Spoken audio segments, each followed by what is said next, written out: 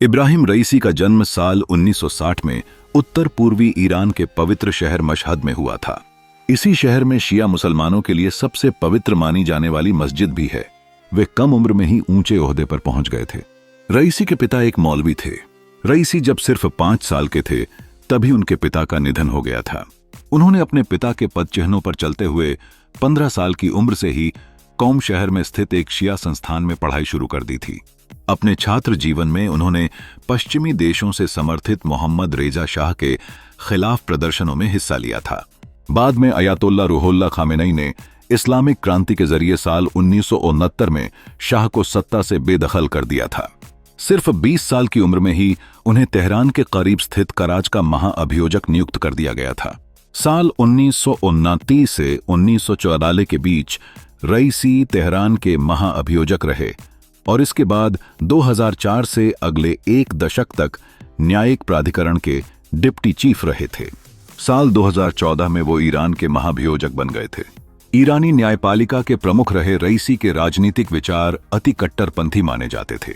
उन्हें ईरान के कट्टरपंथी नेता और देश के सर्वोच्च धार्मिक नेता आयतुल्लाह अली खामेनी का करीबी माना जाता था। वे जून 2021 में उदारवादी हसन रूहानी की जगह इस्लामिक रिपब्लिक ईरान के राष्ट्रपति चुने गए थे।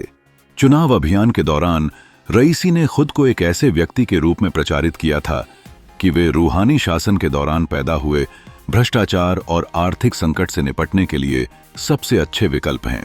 इस्लामिक क्रांति के बाद उन्होंने न्यायपालिका में काम करना शुरू किया और कई शहरों में वकील के तौर पर काम किया।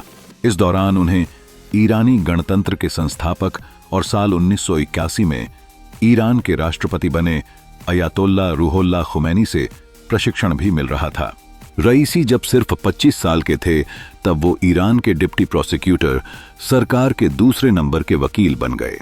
बाद में वो जज बने और साल 1988 में बने उन खुफिया ट्राइब्यूनल में शामिल हो गए जिन्हें डेथ कमेटी के नाम से जाना जाता है।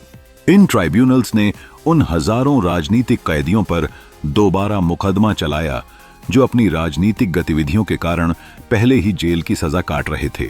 इन राजनीतिक कैदियों में से ज्यादातर लोग ईरान में वामपंथी और विपक्षी समूह मुजाहिदीन ए खलखा (PK) या people's Mujahideen organisation of Iran (PMOI) के सदस्य थे।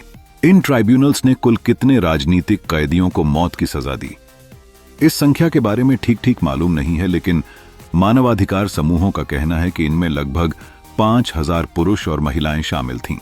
फांसी के बाद इन सभी को अज्ञात सामूहिक कब्रों में दफना दिया गया था। मानवाधिकार कार्यकर्ता इस घटना को मानवता के विरुद्ध अपराध बताते हैं। इब्राहिम रईसी ने इस मामले में अपनी भूमिका से लगातार इनकार किया है, लेकिन साथ ही उन्होंने एक बार यह भी कहा था कि ईरान के पूर्व सर्वोच्च नेता अयातुल्ला खुमैनी के फतवे के मुताबिक यह सजा उचित थी। इसराइल और ईरान दोनों 1969 तक एक दूसरे के सहयोगी हुआ करते थे। इसी साल ईरान में इस्लामी क्रांति हुई और देश में एक ऐसी सरकार आई जो विचारधारा के स्तर पर इसराइल की घोर विरोधी थी।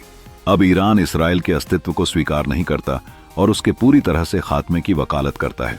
ईरान के सुप्रीम लीडर रहे आयतुल्लाह अली खामेनी कहते रहे हैं कि इसराइल कैंसर का ट्यूमर है और उसे बेशक जड़ों से उखाड़ फेंका जाएगा और बर्बाद कर दिया जाएगा। वो इसराइल भी कहता है कि ईरान उसके अस्तित्व के लिए खतरा है। इसराइल कहता है कि ईरान फलस्तीनी हथियारबंद समूहों और लेबनान में शिया गुट हिजबुल्लाह को फंड करता है। दोनों देशों के बीच यह दुश्मनी गजा युद्ध के बाद और ज्यादा बढ़ गई। अप्रैल में कथित तौर पर इसराइल ने सीरिया की राजधानी दमिश्क में ईरान के वाणिज्य दूतावास पर हमला किया। इसके जवाब में कुछ ही दिन बाद ईरान ने इसराइल पर अभूतपूर्व और अप्रत्याशित मिसाइल हमला किया। यह पहली बार था जब ईरान ने इसराइल पर सीधा हमला किया था। अतीत में ईरान और इसराइल एक दूसरे के विरुद्ध अप्रत्यक्ष रूप से हमले करते रहे हैं। इन हमलों में एक दूसरे के ठिकाने को निशाना बनाना शामिल है। दोनों कभी ऐसे हमलों की जिम्मेदारी स्वीकार नहीं करते थे। इस साल अप्रैल में ईरान ने दमिश्क में अपने दूतावास पर हमले का बदला लेने के लिए इसराइल पर अभूतपूर्व और अप्रत्याशित मिसाइल हमला किया था। ईरान में 1969 में हुई इस्लामिक क्रांति के बाद से फलस्तीनी लोगों के लिए समर्थन ईरान की विदेश नीति के केंद्र में रहता है। इसराइल गजा संघर्ष में खुलकर ईरान फलस्तीनियों का साथ दे रहा है। रविवार 19 मई को बांध के उद्घाटन के बाद दिए भाषण में भी रईसी ने फलस्तीनी लोगों के लिए ईरान के समर्थन को बनाए रखने पर जोर दिया।